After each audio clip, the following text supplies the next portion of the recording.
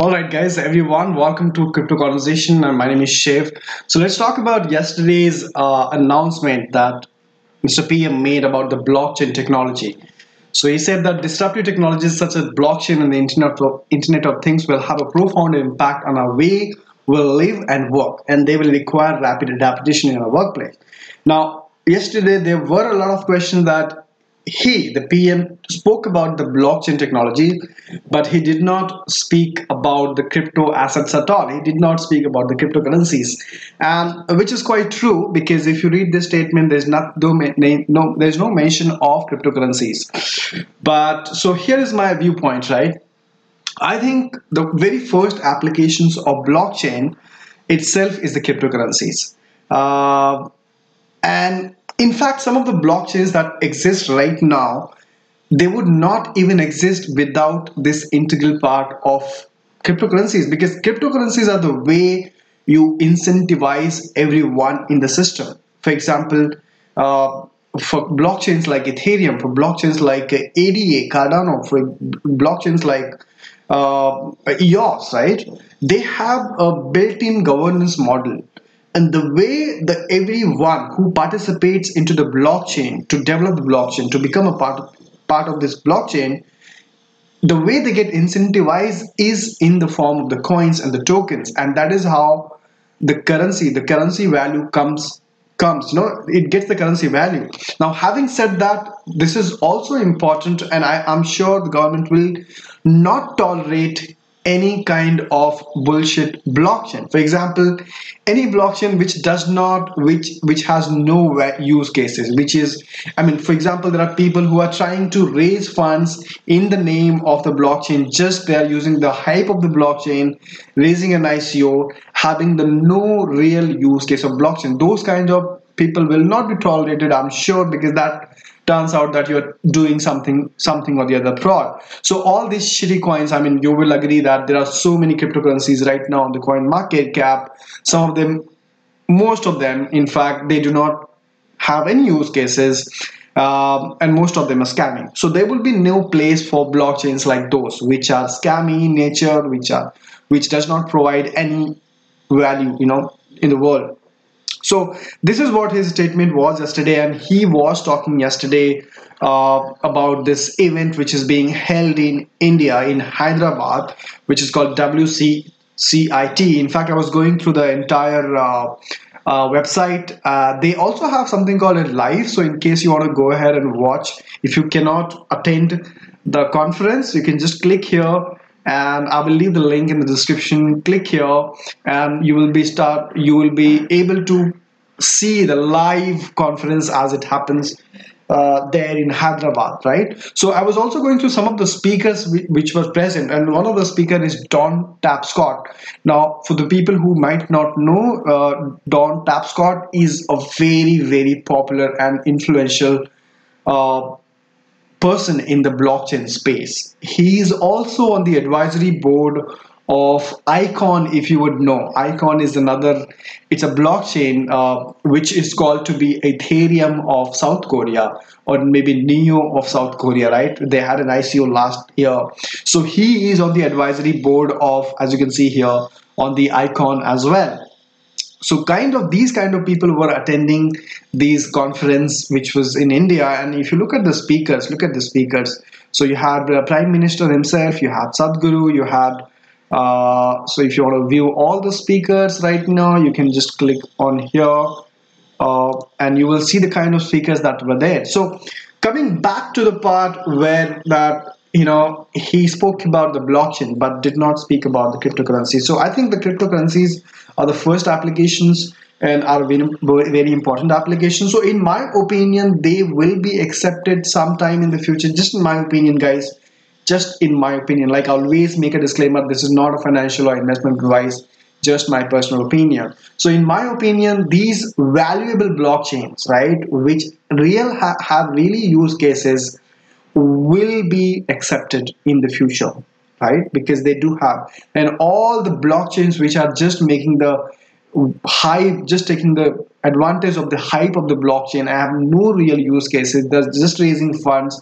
I mean, I was watching the other day the SEC's interview, right? Security Exchange Commission in USA. They were saying there have been the ICOs have raised about 4 billions of money. None of these ICOs are actually registered with them, and most of them is these ICOs are not even building any real project. They are scammy in nature. So those kinds of projects will not be tolerated, because just like internet is accepted today, but if you do something bad on internet, if you're cheating people on internet, like if you're not, so there is a rule and regulations for you, right? Everything on the internet is not true. So it is the same kind of rules and regulations will be applied on the blockchain space also. So the blockchains which are legit, which are providing value, will be accepted, I guess. And the blockchain which are shitty, which just do not, which are scammy, people who are running Ponzi schemes will not be tolerated. The other use cases of blockchain in the private sectors would be for the banks. And so yesterday the question was that how can blockchain help the banking sector make better? So what happened there?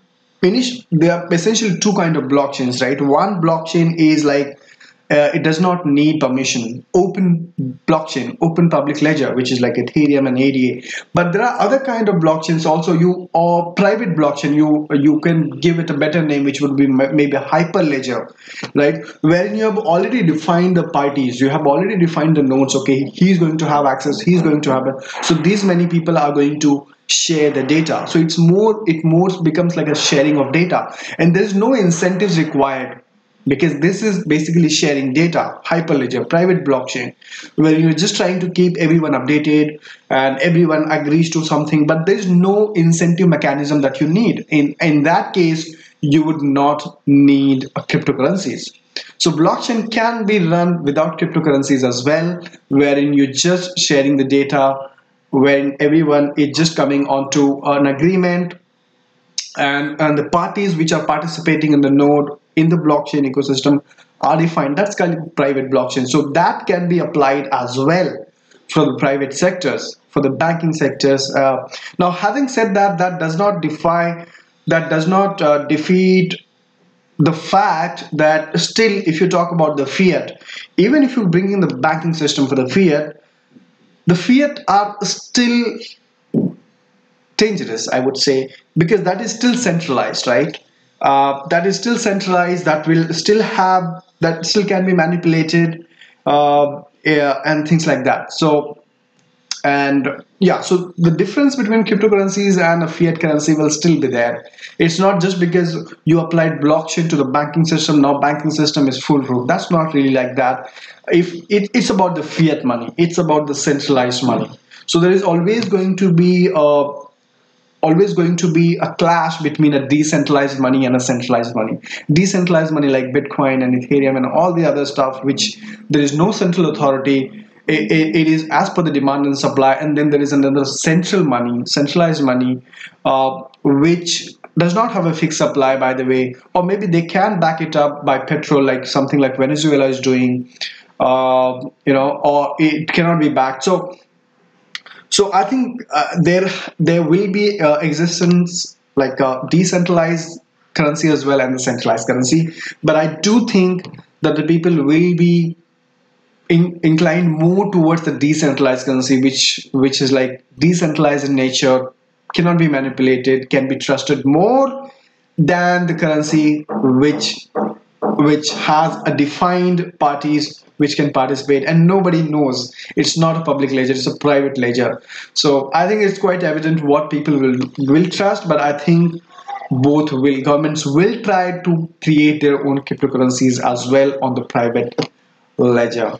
So that's my opinion, guys. In case you want to go ahead and watch this, I will leave the link in the description below. This is the live, you can go ahead and watch it. You also had Sophia attending this conference as well, so that would have been another reason that